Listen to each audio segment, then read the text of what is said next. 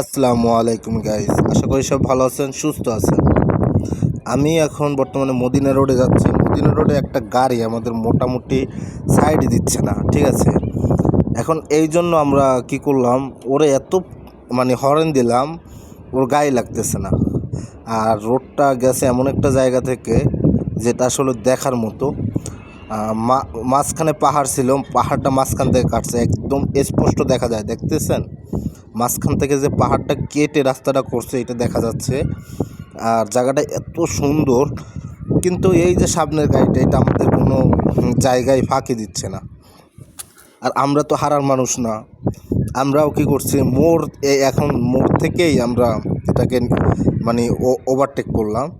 পাশাপাশি একই কোম্পানির কিন্তু দুইটা গাড়ি, ওইটাও একই কোম্পানির, এটাও একই মালিকের।